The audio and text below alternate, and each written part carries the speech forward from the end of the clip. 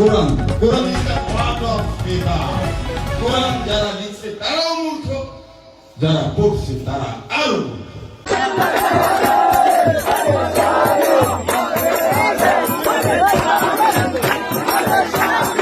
কথিত পীর শামীম নিজেকেই মুসলিমদের দাবি করত, ইমাম মাহাদি দাবি করত, আবার অপরদিকে তার নামের পূর্বে শ্রী শ্রী শামীম লিখেছে, আবার নামের শেষে যিশু লিখে রয়েছে।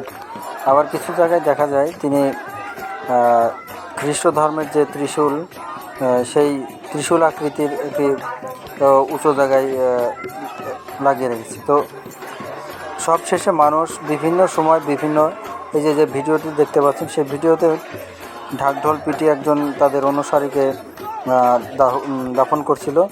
এটিও ইসলামের সাথে সাংঘর্ষিক এবং একটি অন্য ধরনের মনে হয়েছে।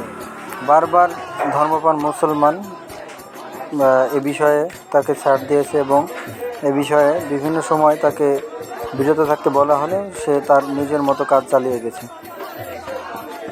কোনো বিষয়ে যদি কেউ নিজের ধর্মচর্চা অথবা নিজের মতো করে চলতে পারে, বাংলাদেশ স্বাধীন, যে কারোর ইচ্ছা অনুযায়ী চলতে পারে, কিন্তু কেউ কারোর ধর্ম নিয়ে কটূক্তি করবে, এটি কোনো সময় কোনো ধর্মের জন্য সমীচীন হবে না।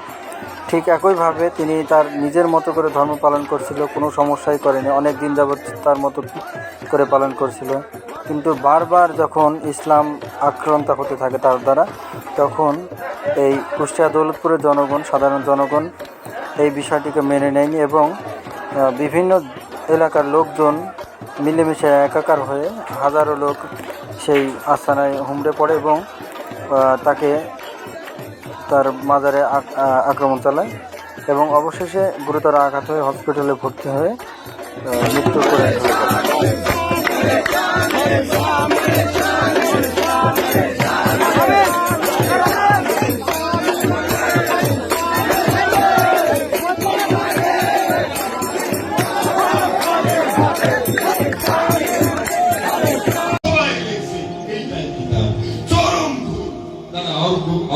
অজ্ঞতার মধ্যে আছে, মূর্খের মধ্যে আছে।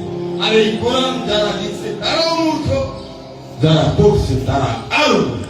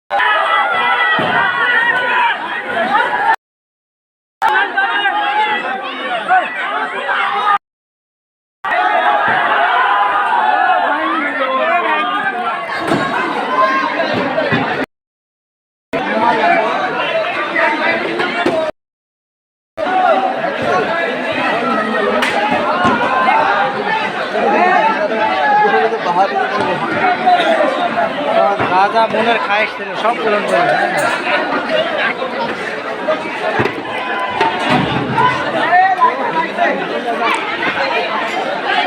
এইখানে পৌঁছানো যাবে কিভাবে?